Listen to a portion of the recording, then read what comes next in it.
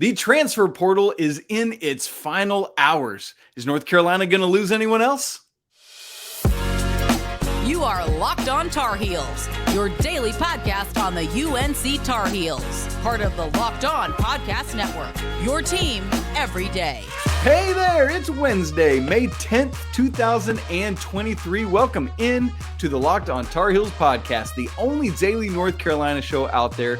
I'm your host. Joining me as he does every Wednesday, I think you all like him more than me. It's our guy, Coach Pack Kilby. Seriously, Pack, today I had someone in the comments said, I got to remember who it was so I can shout him out. I'll have to go back and do that later, but said, hey, I'm an everydayer, and I really love it when Pack is on. So, Pack, man, thanks for your great work. Love having you on. Always look forward to our conversations on Wednesday's shows. We want to thank you for making Locked On Tar Heels your first listen of the day to help you get your team first.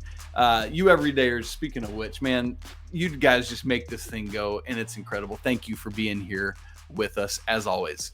Coming up on today's show, we do want to take a look at kind of what might still happen. You know, it's kind of like the fourth quarter of a football game or the final 5 minutes of a basketball game where it's like you think you know what's going to happen, but things can change in a hurry. And so we want to just kind of take stock of where things are at and where things could still go. So with that said, let me give you a reminder of the transfer portal timeline for men's basketball. It's not the same for every sport. So what I'm about to say is specific only to Division I men's basketball. The transfer portal opens the day after the championship selection, meaning the day after Selection Sunday. So Monday, the day after that, is the first day of a 60-day transfer portal window. For college football, it's actually broken up into two different segments that add up to 60 days. For college basketball, it's all one big, long segment starting that Monday, which means if you count out 60 days, which I've done multiple times, and I'm pretty sure I got it right, it means that the transfer portal closes on Thursday, May 11th, tomorrow at midnight Eastern time, meaning that if you want to transfer out of your program, you have to officially enter your name into the transfer portal. It's an actual thing by that time. This means nothing about bringing players in. So North Carolina still has 2 scholarships available. They can still bring players in. It's just that after that deadline, no one else can go out and be immediately eligible. You can say at any point, hey, I'm transferring. But if you do it after the portal closes, you got to sit out a year just like you used to do. So, Pack, that's where we're at. That's where we're sitting. As we record this, we're right at about 50 hours away from the transfer portal closing. And so as of right now, as a reminder, Carolina has lost 6 to the transfer portal, along with Leaky Black and Pete Nance, who are completely out of eligibility. They've brought in the 2 freshmen, who is Simeon Wilcher and Zayden High, along with 4 transfers coming in: Paxson Wojcik, Jae'lyn Withers, Harrison Ingram, and I'm leaving somebody out. Cormac Ryan. Sorry, could not remember him for some reason all of a sudden. And so that means that Carolina right now still has 2 scholarships available to give out, either to someone in the transfer portal, to someone reclassifying, or anything like that, to a walk-on, anything you want to do. But Pack, here's the question. Let's play the hypothetical game. Looking at the scholarship players on Carolina's roster right now, if you had to choose one player you think would still enter the transfer portal, who would it be and why? This one's so tough for me. Just based on looking at the roster alone. Yep. You know, I think it's pretty fair to say we're more guard heavy than anything. So minutes wise, you're looking at most of the restrictions coming in the guard positions. So to me, that narrows it down to 2, DeMarco Dunn and then Seth Trimble. And so I'm just openly talking you through this. Sure, absolutely. This is great. I want people to hear you do that. Like, I want people to hear you process it in real time. So, you know, when I look at DeMarco, I see more offensive upside. And if I look at Trimble, I see more defensive upside. That's right. So, you know, I think Trimble Trimble is who I would project. If there was anyone going to enter the portal, I would say him. Just because I think Hubert has shown he shows more trust in DeMarco. At least I think that's kind of what I gathered from the way he played him last season. Plus the offensive upside is something we need. I'm not saying we don't need defensive either. I think we need that maybe a little more. And so definitely do need defense. They were got to get better. Yeah. Yes. So anyways, my answer would be Seth Trimble. That's my thought process behind it. What about you? Well, let me do the same thing. Let me talk through how I get to my answer. As I look at things, the wing, the pure true three is the weakest spot, the biggest hole on the roster. I mean, you got Harrison Ingram, who even could play small ball 4. And outside of that, there's nobody I look at and is like, you are truly purely a 3. Everyone else, I would move to one side or the other. Now, there are guys on this roster, they're going to get minutes at the 3 just based on, like, I think Cormac Ryan's going to end up playing some minutes at the 3, for example. But as I look at it, it's not going to be a wing. As I look at it, it's not going to be a front court player. I don't see, obviously, Armando's not leaving. Jae'lyn Withers isn't leaving. He's already come here. Zayden High isn't going to leave. And Jalen Washington, at this point, I don't see leaving either, unless the Tar Heels were going to bring in a more experienced 5. Because right now, I think Jalen Washington has the inside track to the backup 5 minutes. And so if Carolina was going to bring in about like Grant Nelson or any of these other people we've talked about, then maybe it's Jalen Washington or Musa Cisse. We talked about him earlier this week. I just don't see that happening. I think it's Jalen Washington, and I think the coaching staff's going to be all in on that. And by the way, if you watched yesterday's show, you know this. If not, I'll say it again now. Will Shaver had committed to Belmont. He decommitted from them, but he is not coming back to North Carolina. And so that's not a thing either. So as we look at this, then to me, just like you said, Pac, I think it's got to be a backcourt player, one of those 6 guards. So meaning RJ Davis. Oh, man. And by the way, on Wednesday, Pac, did you see Caleb Love's picture of him like cleaning out his locker? It was empty. Oh, man, I don't know about you. That wrecked me seeing that. Yeah. How did it hit you? No, that was tough to see. Yeah. But I was glad to see, it felt like it was a positive thing. Yes, very much so. I agree. Thank you, North Carolina. Whereas there's been some negativity, and not from him, but from people. So I was just kind of glad to see it end on a positive note, even though I'm sad about it. Yep, right there with you. So, man, anybody else out there, how were you feeling when you saw that? But anyway, these 6 that we're looking at, the 2 transfers we already mentioned, Wojcik and Ryan, and you got Simeon Wilcher coming in, RJ Davis, and then the 2 guys you mentioned, DeMarco Dunn and Seth Trimble. And so as I factor through all of that, Pac, if I have to answer my own question, it's the same for me. It comes down to DeMarco and Seth. And because of DeMarco's size, longevity, length is what I mean by that, and the higher level of offensive capability, I think he's more likely to get more minutes than Seth. I think he's similar to Cormac Ryan, is somebody that would probably see some time at the 3. He did kind of sometimes last year in a small ball lineup, in a 3-guard lineup. It's tough, though, because I don't know what kind of progression Seth is going to have this offseason offensively. The defense isn't going anywhere. That's always going to be a big part of his game. But if he's able to grow offensively, then I think he's kind of insured of some minutes as well. But because of DeMarco's capability really to be the 2 or the 3, I think I would lean towards Seth as well.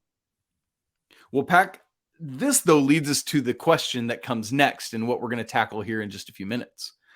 Do you actually think, though, that anyone from North Carolina's current scholarship roster is actually going to leave between now and when the transfer portal closes? I want us to both answer that question because that speaks into the question we just answered here in just a second. And we'll do that right after I tell you about today's sponsor, Built.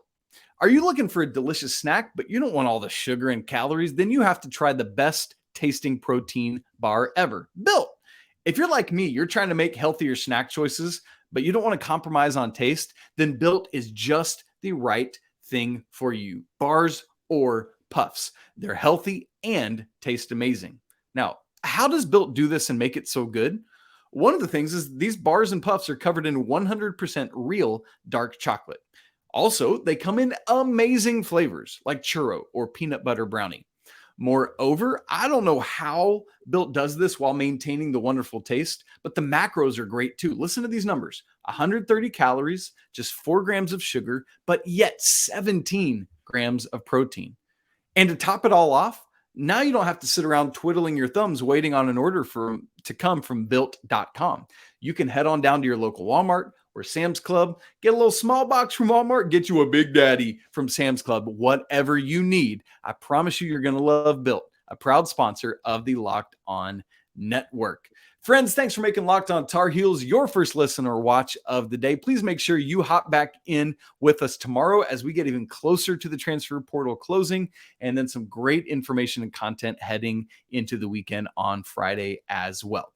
So, Pat, I asked the hypothetical, if one more player decided to transfer out, who would it be? We both answered Seth Trimble, but now the question becomes this. Do you think that actually happens?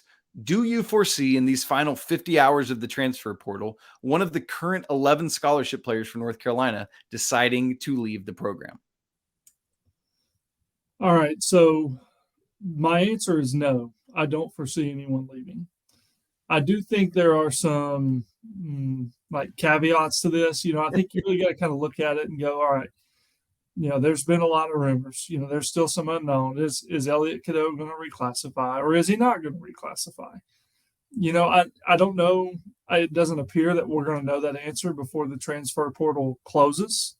So to me, I would say no. Now, if that were to change, then my answer might change. It becomes more of a possibility because inevitably, like we've talked about before, if Cadeau were to be coming, he would be coming to play. He's not coming to sit. So somebody's moving down the depth chart, and that would change things. But as of now, my mentality, my thought process is I think everybody's here to stay. I think based on what I can tell and what I've heard, our staff has stopped talking to anyone else in the portal. So I think the 11 guys we have now are pretty much the 11 guys that they want to rock with moving forward. Do not misconstrue that. I am in the camp that believes Elliot Cadeau is going to be in Chapel Hill next year. But I think, taking that and moving it to the side, the 11 guys we have now is who the staff likes. I don't know that they necessarily want to use those other 2 spots on anyone in the portal. So my thought process is that would keep everyone in Chapel Hill. So to answer your question, no, I don't think we have anyone enter the portal. What do you think? I'm with you. To be succinct, no is my answer as well. It becomes a more calculated or a more difficult calculus, as you said, if things happen. But my answer is just strictly based on what we know at this point. And what we know at this point does not include Elliot Cadeau.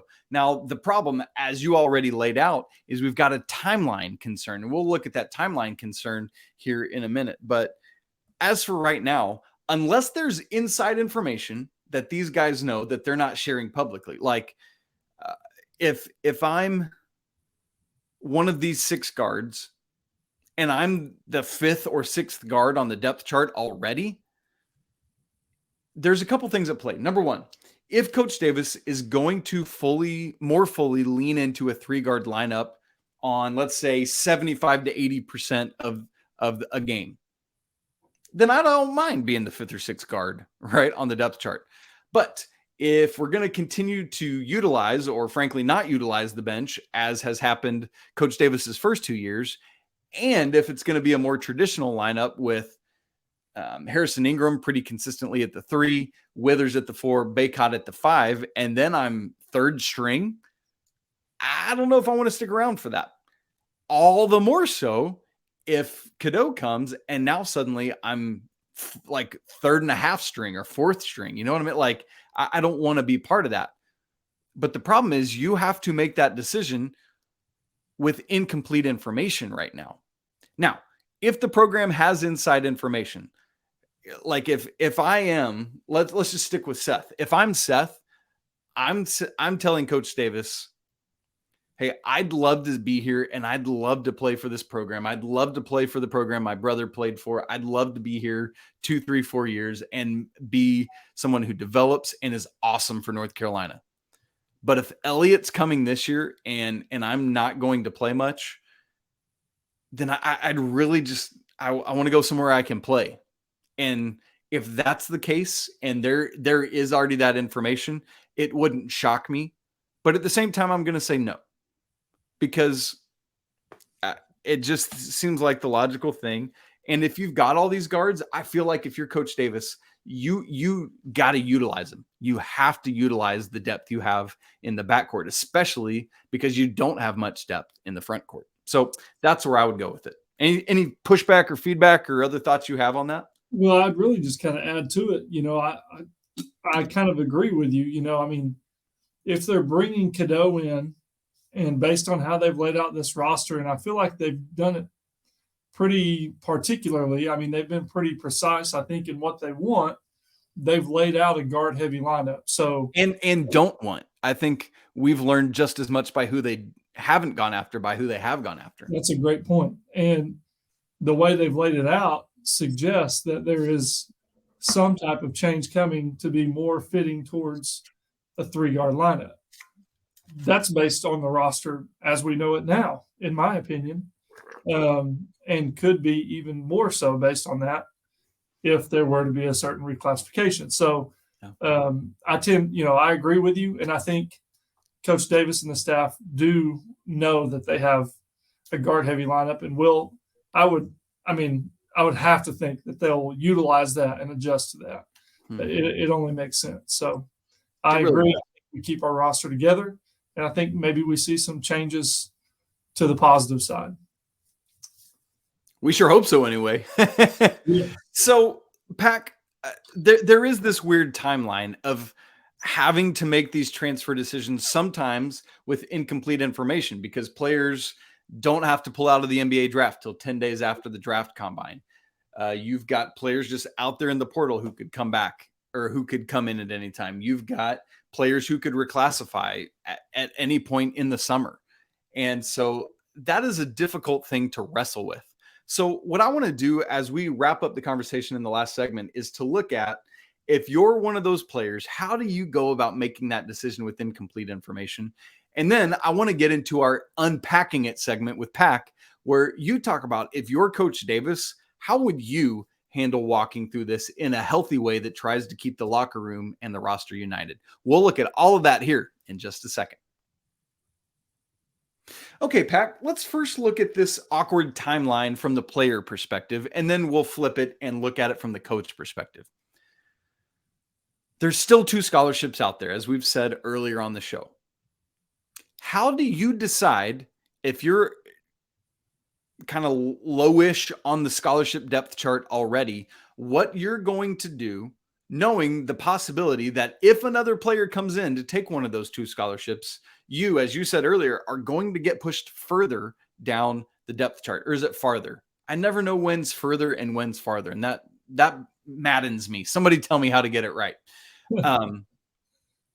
How do you work through that? Because again, this timeline is I get it. You got to have timelines, but it sucks for the dudes on the roster right now who think they know what their spot is, but because of the transfer portal, because of people still being able to come in, because of people being able to come back from the draft and come in, like what Pete Nance did last year, because of people being able to reclassify and come in, you have to make a decision to stay or go based on incomplete information. Pac, tell me how to do that. Well, I think, there's a couple things you got to assess, and, you got to really, this is how I would look at it. A closed mouth can't be fed. So you've got to have conversations and you've got to communicate. You've got to. For those who are listening, I just opened my mouth as wide as I humanly possibly could. Keep going, Pac. You've got to communicate with your coaching staff. And sometimes that means you just got to have hard conversations. Hey, coach, what what does this look like for me? I understand where I'm at, but based on what you know and where we're at now, does it look like my situation could change for the worse? And I think if I, know our coaching staff as well as I think they do, they would be willing to have those conversations because they're about the best for the kid. And those are if you aren't transparent with the kid, that's going to get out and no one's going to come play for you. Anyway. Absolutely. Yeah. 100%. Without authenticity, you're nothing in college basketball anymore. And really in coaching in general, you have to be authentic. And I think our staff is. And as a player, if you look at it from a player perspective, like we're doing, those are hard conversations to have, because who really wants to hear that? My situation might be changing for the worse, especially when you're in a place like North Carolina. A lot of these kids come, this being their dream school, and look at Dontrez Styles. I was just, exactly. And he had to make a tough decision to leave and go play for another great program, but not his dream school like Carolina was. So, those are tough conversations to have, but I think you have to have them.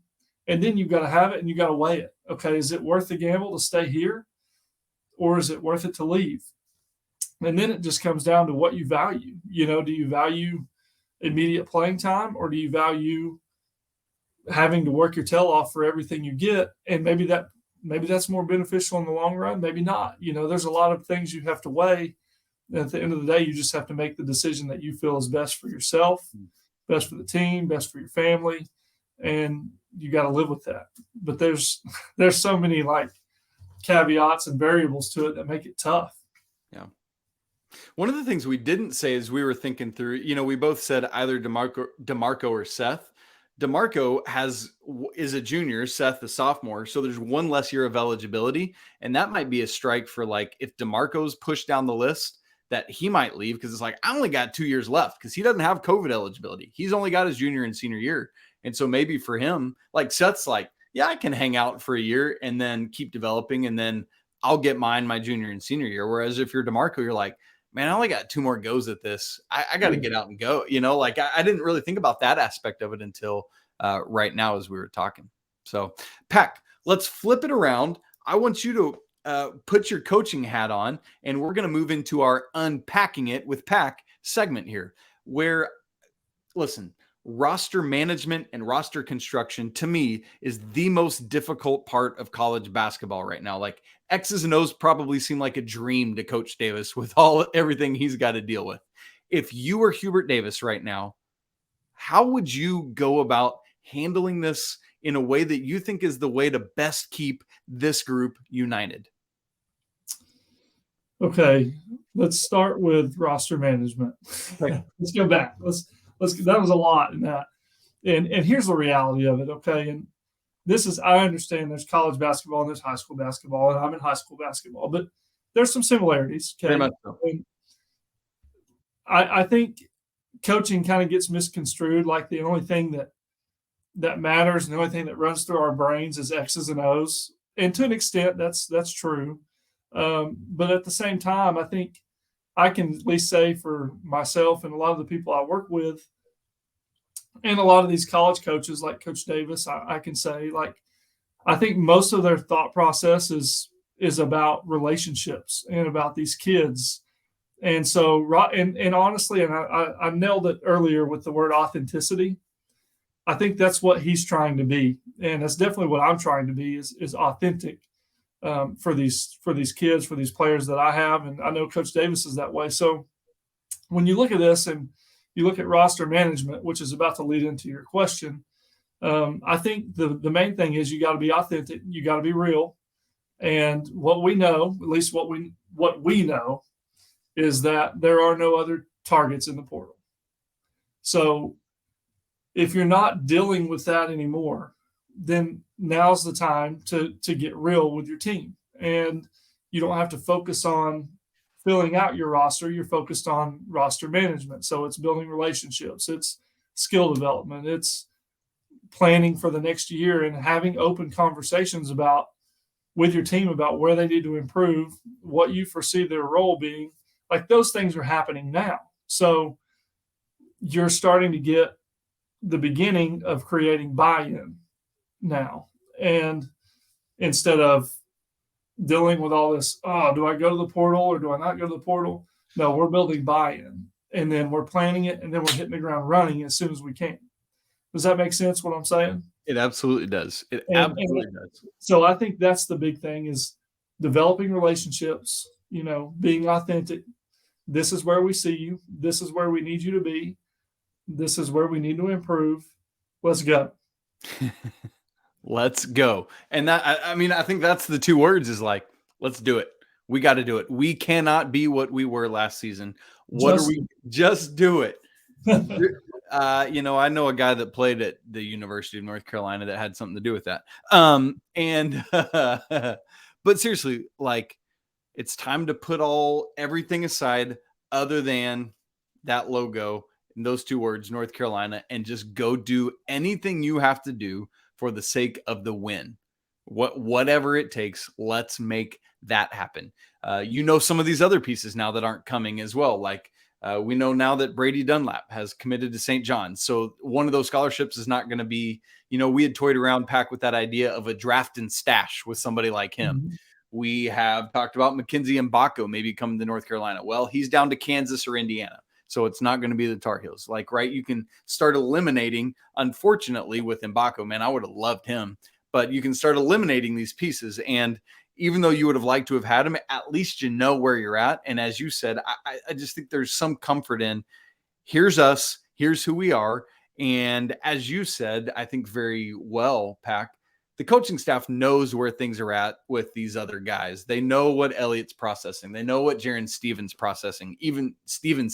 is processing, even though he's not a Tar Heel yet, or maybe at all, who knows, but that's where we're at, and that's what we're wrestling with. So transfer portal coming to a close Thursday, midnight Eastern time. And by that point, we will know, once again, probably news will continue to leak out into Friday morning. So let's just say that as well, that we probably won't fully know everything and everyone until Friday, both for North Carolina and other schools as well. And you never know who might jump into this thing that becomes an attractive target. So we got to get through this weekend, see where things are at, and then you got a more clear picture of what is or is not on the horizon for the Tar Heels. Coach Pat Kilby, always great to be together. I love these chats we get to have. I know it is as fun for you as it is for me, because we talk about it. But you guys, listeners, viewers, the Locked On Tar Heels community, we hope this is as fun and as engaging for you as it is for us. We'd love to hear your answers to the questions that we answered today, because that's part of this, is we're all in this together. So that's it for today's episode of the show. Please, if you would, go leave a 5-star review on Apple Podcasts and anywhere else you get podcasts. Again, thanks so much for making us your first listen or watch of the day. Please don't forget that coming up next Friday, so like 9 days from now, we're going to have a mailbag episode. So please be working on getting questions in. I got another one in that I saw literally just before I hopped in to record this show. You can email those, lockedontarheels@gmail.com. Send them on Twitter through a DM. They're open for my personal, the show personal. Heck, you can send it to Pack if you want to. But Locked On Heels @IsaacShade @coach_K23. And don't forget to subscribe. Don't forget to smash that like button or comment on the show. We will talk to you guys again tomorrow. Until then, it's always a great day to be a Tar Heel, but we'll talk to you then. Peace.